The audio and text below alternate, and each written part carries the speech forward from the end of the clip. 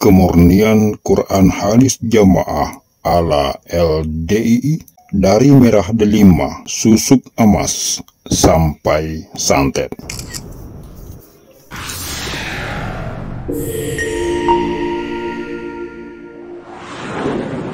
Bismillahirrahmanirrahim. Assalamualaikum warahmatullahi wabarakatuh. Selamat berjumpa kembali para sahabat dimanapun Anda berada di seluruh penjuru Nusantara maupun di mancanegara. Dari kota Makassar, Sulawesi Selatan, Indonesia, inilah channel kesayangan Anda, Khairil Anas TV, kembali mengudara bersama penyiar Anda, Abu Salam Atorik. Sahabat Khairil Anas TV, pendiri ajaran Darul Hadis Islam Jamaah yang kini bernama LDII, yakni Haji Nur Hasan Madigol, pasti tidak pernah mengira akan tibanya sebuah masa seperti masa sekarang ini dengan teknologi internetnya. Sebuah teknologi yang membuka semua kedok rahasia yang disembunyikannya rapat-rapat melalui takia fatona bituna pediluhur. Mulai dari amalan menyelisihi sunnah seperti persenan, pungutan zakat fitrah, dam haji, pengakuan dan penebusan dosa, pembaiatan, cerita-cerita aneh tentang sumur barokah yang konon tersambung dengan sumur Zam-Zam di Mekah Al-Mukarramah, kisah klinik tentang Nyi Roro Kidul, hingga praktik perdukunan, penggunaan susuk emas, sampai cerita tentang santet. Di Gading, kalau ngaji pernah udan santet. Kalau dulu Gading itu gelap, ada kunang-kunang. Lah, sihirnya itu seperti itu, berjalan gitu. Lah Pak Nur Hasan bilang ke Pak Muhadi itu adik iparnya, "Guk moh, cekelen ini. Mboten sakit Pak Haji. Suruh megang sihir itu. Nggak bisa Pak Haji." Lah piye? Gimana bisanya? "Ya tak kembalikan." "Oh jangan dikembalikan." Pak Nur Hasan bilang gitu. "Ngene wis, Guk moh, engko nek teko rene tampelen ae." Oke. Nah, terus Gubang ada seperti kunang-kunang wong gelap itu, ditampel itu meledak dewor. Terus di situ sudah ada potongan kain putih itu diikat-ikat. Nah, ada pakunya, ada jarumnya. Lah oleh Pak Mukhlison itu imam daerah di Kediri Timur, itu digoreng itu. Ada 2, ada 3 semalam. Udan santet. Jadi kalau orang disantet itu mestinya takut. Tapi pada waktu itu bukan takut, malah jadi tontonan. Tontonan itu apa ya? Pertunjukan. Jadi dari ngaji selesai jam 10, nah terus orang-orang tidur jam 12 bangun semua melihat santet. Kadang-kadang kena masjid itu, kena gentingnya meledak dewor. Terus di talangnya itu lendeng dinaiki, diambil. Setelah itu digoreng. Lah itu. Nah, ada lagi yang kena santet, kakinya itu menghadap ke belakang satu, digotong. "Pak Haji, ini kena santet." Terus sama Pak Nur Hasan diteblak. "Waras." Ya kembali lagi puter. Loh, itu seneng itu, begitu itu.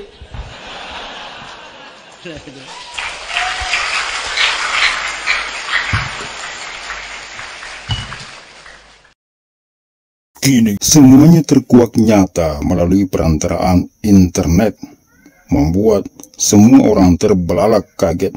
Sungguh hal yang tidak masuk akal. Sebuah kelompok yang selama ini mengaku sebagai kelompok Islam yang paling benar, paling sah, bahkan paling bersyarat masuk surga, melakukan praktek-praktek yang jauh menyelisihi ajaran Islam yang sesungguhnya, dan menyebabkan sebagian besar pengikutnya hijrah. Salah susuk emas dan klenik sejenisnya itu memang sudah dari lama begitu, sebab Jokam itu tidak ada landasan tauhid, akidah, manhaj, itu nggak kenal.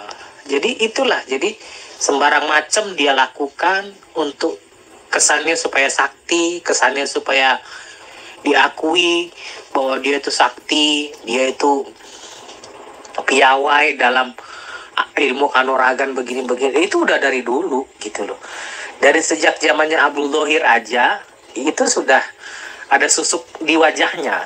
Yang itu notabene di rumah sakit Banyumane itu sampai kasusnya itu ditutup. Bukti-buktinya yang hasil ronsennya itu pun scan-scannya itu dihilangkan gitu. Sampai yang tahu persis kondisinya itu sampai diusir dari rumah sakit Banyumane itu. Gitu. Saya tahu persis dari orang yang langsung scanner wajahnya Pak Dhohir. Jadi kalau sekarang ada istilah susuk di lututnya apa tuh? Di lututnya Amir sekarang, ya udah nggak heran karena dari kakaknya aja udah begitu. Apalagi bapaknya yang super kliniknya luar biasa. Jadi kalau dibilang murni Quran hadis, murni dari sisi apa ya? Gitu. Jadi kalau murni ya murni syiriknya ya. Dan di Jokam itu jujur banyak sekali klinik itu banyak. Yang sifatnya pesugihan. Kita disuruh baca waqiah biar kaya. Gitu. Itu kan jenis-jenis pesugihan yang banyak hal yang artinya begini-begini yang dalihnya begitu. Sampai sampah itu pernah saya dapat cerita dari orang dalam itu dibilang tumpukan sampah itu oleh Madigol disulap jadi emas, jadi apa tuh, jadi tumpukan uang. Banyak cerita-cerita yang begitu yang sifatnya klinik, khurafat semua. Jadi untuk apa kita percaya hal seperti itu dan kita yakini bahwa Jokam itu paling benar? Benar dari sisi apa? Kalau kliniknya aja banyak, sedangkan Nabi Muhammad aja jelas-jelas dijamin surganya oleh Allah. Allah aja mengancam kepada Nabi Muhammad kalau dirinya musyrik pada Allah, jaminan surga itu dibatalkan. Itu Nabi Muhammad. Nah kita ini siapa? Gitu, akhi. Sesungguhnya sebagian besar tokoh pemuka LDII Islam Jamaah sangat memahami ajaran-ajarannya salah dan menyelisihi sunnah serta penuh dengan kesyirikan, menentang tauhid.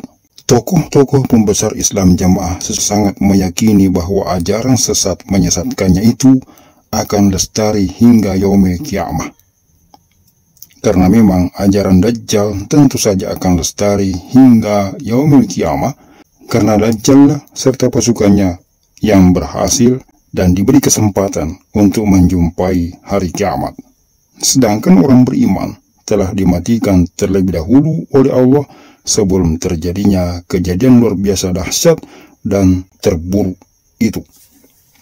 Hal yang tidak pernah terbayang oleh Haji Nur Hasan adalah terkuaknya semua ajaran serta praktik amalan sesat yang telah diajarkan kepada semua pengikut-pengikutnya. Dulu, upaya pemegaran memang sangat mudah dia lakukan. Cukup dengan melarang pengikutnya untuk membaca buku-buku tentang Islam. Cukup dengan mengeluarkan larangan membaca kitab-kitab para ulama, karena alasan kitab-kitab itu adalah karangan yang tidak mangkul dan berisi ajaran sesat. Dulu, upaya pemegaran sangat mudah dilakukan. Cukup dengan melarang jamaahnya mengikuti kajian-kajian di luar kelompoknya. Maka dengan serta-merta, para pengikut unyu-unyu itu akan taat, tunduk dan patuh saat dermo karena Allah.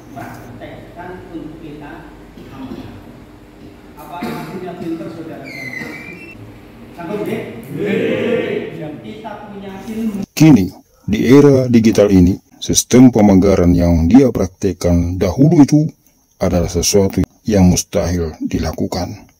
Di zaman serba digital ini, meski segala macam cara pemegaran dan pencegahan dilakukan, tidak akan lagi berhasil mencegah orang mengetahui semua penyimpangan yang ada di dalam LDII Islam Jamaah. Kini semuanya tersingkap, bahkan oleh pengikut setianya sendiri. Semua yang membongkar kedok Islam Jamaah LDII adalah orang-orang yang pernah berperan aktif di dalam perkembangan Islam Jamaah LDII. Dari pengakuan para mantan pengikut Islam Jamaah LDII itu terungkap bahwa ajaran LDII dipenuhi ajaran yang sesat menyesatkan, penuh dengan kedustaan dan tipu muslihat, serta berbagai sikap perilaku yang jauh bertentangan dengan ilmu tauhid. Yang selama ini kita pelajari di sana itu banyak nggak benernya, itu banyak salahnya. Karena saya sendiri setelah keluar saya baru mencari, baru menggali ilmu-ilmu secara syar'i. Masya Allah di sana itu bisa saya bilang ya ajaran-ajaran dajjal yang diajarkan di sana, karena 100% berbalik dengan tauhid yang sebenarnya gitu. Di sana itu kita lebih diperintahkan lebih ngedengar ucapannya BI daripada Allah dan Rasul. Memang dalam LDII Islam Jamaah tidak pernah diajarkan tentang tauhid. Dasar ajaran Islam Jamaah LDII adalah ketaatan kepada amir, loyalitas kepada imam besar adalah dasar pemahaman ajaran Islam Jamaah. Kepatuhan membayar setoran adalah ukuran kefahaman agama warga LDII Islam Jamaah. Dan untuk melanggengkan pengaruhnya, sang imam merasa perlu bersekutu dengan jin serta melakukan praktek-praktek perdukunan, dan hal itu sudah menjadi hal yang biasa. Dan kepada pengikutnya yang hijrah dan keluar ke aliran Islam Jamaah, nampaknya tidak segan-segan melakukan ancaman pembunuhan dengan perantaraan santet. Awal 2019 itu saya dapat perintah yang cukup mengejutkan gitu. Cukup mengejutkan itu, perintah itu saya disuruh membunuh 5 orang dengan cara santet. Pokoknya piye caranya mereka nggak bisa bangun lagi, mereka nggak bernyawa, supaya nggak ngeganggu kestabilan yang ada di dalam jamaah. Prinsip keamiran Islam Jamaah LDII adalah mau pakai jin, pakai susuk, ataupun santet, tidak masalah. Yang penting setiap jamaah tetap memerlukan dan mempersungguh dalam kesesatan. Yang penting setiap jamaah tetap memerlukan dan mempersungguh dalam loyalitas kepada sang amir. Mantan Wakil Amir Islam Jamaah Ustadz Haji Mauluddin Akhir saat bertandang ke Kota Makassar kepada Hairil Anas TV mengatakan praktik perdukunan di kalangan amir memang nyata dan ada, dan hal itu menjadi hal yang biasa. Di dalam jamaah itu dilarang main jin-jinan dan dukun-dukunan, ternyata ada prakteknya. Dan itu masih hidupnya Pak Dohir, masih zamannya Pak Dohir. Sekarang dukunnya sudah meninggal. Selain orang ini masih ada lagi yang lain. Mantan Paku Bumi atau ulama besar Islam Jamaah LDII ini menceritakan dengan jelas bagaimana amir jamaah LDII ini melakukan praktik jin-jinan. Terdapat waktu-waktu khusus sang amir itu melakukan ritual untuk melakukan hubungan dengan alam jin. Jadi di dalam jamaah itu dilarang main jin-jinan dan dukun-dukunan, ternyata ada prakteknya. Dan itu masih hidupnya Pak Dohir, sekarang dukunnya sudah meninggal. Selain orang ini masih ada lagi yang lain. Guru bacaan di Kediri itu dia terkenal di kalangan murid-muridnya itu. Dia juga mengajari jin gitu. Dia kelasnya di Kubah, Baitul Ala, tapi ada waktu-waktu khusus yang tertentu dia berhubungan begitu. Kemudian juga Pak Dohir sendiri pernah menyatakan bahwa barusan menerima baiatnya Kiai Macan. Ya, Kiai Macan itu artinya jin. Nanti kalau dia perlu itu berubah jadi macan. Kalau bentuk biasanya manusia, jadi ketika keadaan darurat dia bisa jadi macan. Itu katanya juga baiat pada Pak Dohir, dan itu diterima baiatnya. Sahabat Hairil Anas TV, pernyataan mantan Wakil Amir Islam Jamaah mengenai praktik perdukunan itu diperkuat dengan persaksian seorang dosen dan peneliti dari Universitas Surabaya, Profesor Dr. Titik Taufikur Rahmah, yang pernah mendengar langsung pengakuan sang Amir Islam Jamaah yang mengaku memakai susu emas. Susu emas itu haram hukumnya. Kenapa? Karena menggunakan jin untuk bisa menahan agar jarum yang ditusukkan itu tidak terasa sakit. Ya, jadi dengan bantuan jin itu. Sehingga pasti yang memasang adalah dukun atau saman ya. Jadi bahasa Inggrisnya saman ya. Suatu saat, nah penggedenya yang paling gede sekali itu ya, itu juga datang ya, mengantarkan istrinya yang juga suntik. Beliau tertarik kelihatannya. Saya baru bercerita ya kan, bahwa kegiatan penelitian saya ini berharap bisa menganulir budaya susu emas yang sampai sekarang ini masih banyak dilakukan. Wah, langsung beliau nyaut, "Iki saya juga susu emas." Praktik perdukunan dan kesyirikan di kalangan Amir Islam Jamaah makin meyakinkan tatkala seorang wanita mantan jamaah LDI dari Kalimantan mengaku pernah menerima perintah dari beberapa orang keamiran LDI untuk membunuh 5 orang asatis yang dianggap merongrong keberlangsungan jamaah LDI. Awal 2019 itu saya dapat perintah yang cukup mengejutkan gitu. Cukup mengejutkan itu, perintah itu saya disuruh membunuh 5 orang dengan cara santet. Pokoknya piye caranya mereka nggak bisa bangun lagi, mereka nggak bernyawa, supaya nggak ngeganggu kestabilan yang ada di dalam jamaah gitu. Dan saat itu juga saya masih menyampaikan hal yang sama. Ngapunten Mbah, saya nggak bisa kalau disuruh membunuh, saya nggak bisa kalau disuruh menyantet gitu. Yang saya lakukan selama ini itu hanya pengobatan, Mbah, ngobatin orang-orang dari sakit-sakit yang non medis gitu. Kalau untuk nyantet saya terus terang saya nggak bisa, saya nggak punya ilmunya, saya sampaikan gitu. Nah, terus si Bapak A ini belum nyautin apa-apa, belum ngebalesin komentar apa-apa. Yang di belakang beliau itu udah ngomongnya gini, "Ya wes Den, lek ngono iku wes genah. Itu wes genah itu gak gelem. Iku podo karo arek-arek telu iku gitu. Iku podo itu gitu. Itu podo wes sampai JRK itu gitu." Terus ya wes lek ngono wes jelas iki gak ngaji-ngajian wes, gak taek-taekan, gak jamaah-jamaahan gitu. Praktik kesyirikan di kalangan Islam Jamaah jauh sebelum pengakuan sejumlah mantan pengikut Islam Jamaah itu. Bahkan seorang mubalik LDI di Ponorogo, yakni Slamet Riyadi, berkisah tentang kehebatan luar biasa yang dimiliki oleh Amir Islam Jamaah yang kedua, yakni Abdul Thohir. Pernah terjadi itu cader robek-robek kertas kecil itu, bikin mainan sama anak-anak. Kayak mainan cah, anak ngumpul kertas dirobek-robek itu,